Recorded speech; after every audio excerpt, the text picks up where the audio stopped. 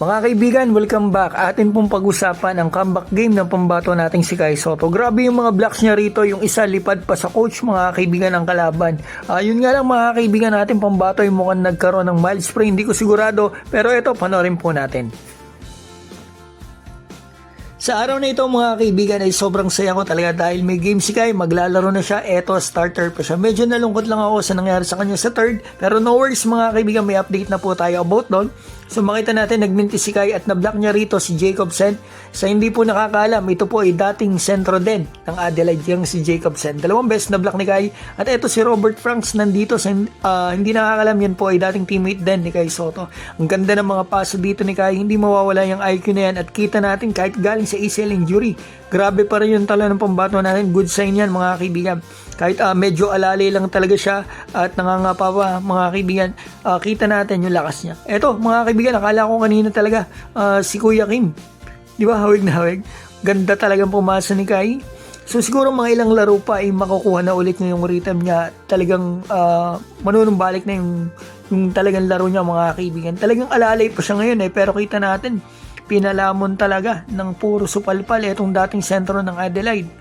So yan, makikita natin dito si Matsuyama, kumakaway pa pero hindi mo pinasahan, nakasil na si Kai dyan. Ang weakness talaga nito ay mga kaibigan yung point guard, pero shooting guard, mahusay yung kamay ng shooting guard Yung mga nagdala dito sa game ito, overtime to, ang nagdala po talaga, makikita nyo mamaya, ay yung mga bench mga kaibigan na shooting guard. So ito si Kai, makikita natin dito, akala ko nakablock na naman siya dyan. Ang sayang mga kaibigan. Ito makikita natin, ang gandang desisyon na pinasa niya kasi medyo masikip sa loob, sumalubong. Nga lang talaga napituhan siya dyan ng offensive foul. So ito, nandito pa yung dating NBA player yan mga kaibigan, sa iba't ibang teams naglaro. So ang halftime stats natin, 43-30, natambakan dito ang team ni Kai Sotto. Sentumal ng offense nila, hindi makapag-set ng offense yung kanilang mga guards. At hindi pumapasok yung kanilang shooting. So isang beses lang si Kai ata nakatira dito mga kaibigan, pero meron na ata siya ditong 3 blocks. So tingnan natin yung mangyayari dito sa second half at i-explain ko rin yung sinabi sa atin ng source natin. Kasi alam ko po, ay nag-aalala kayo dito kay Kai. Pero yan, makikita natin dito sa start ng third quarter, kaya pala sila nakahabol. Ay grabe yung shooting nung bench, yung shooting guard nila Kai Sotto. Ito, pumasok dito si Kai, hindi binigyan ng foul, sinalubong siya ng kalaban. So ito, binilak niya si Franks.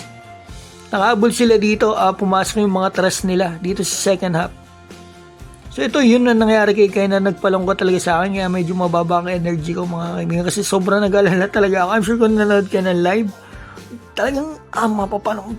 Buti lang ito, na-explain ni Kai, parang gumanon lang daw ang paa niya pero nailakad pa niya, kita natin. Okay naman si Kai mga kaibigan. Baka kaya hindi na lang siya nagbalik dito sa port ay dahil po baka hula ko lang to yung sinasabi ko, opinion ko lang po, maring tama o mali. Baka nilaluhan mga kaibigan, kita niya wala si Kai sa bench. Nakahabol sila dito mga kaibigan, buti nakaisa pa dito si Matsuyama. So makikita natin, grabe nilaro dito nung ng shooting guard at 3-point shooting ng Koshigaya, kaya sila nakahabol. Ito, nag-quick to dito kasi 10 seconds na lang, naka-all sila, na-block ni Martin.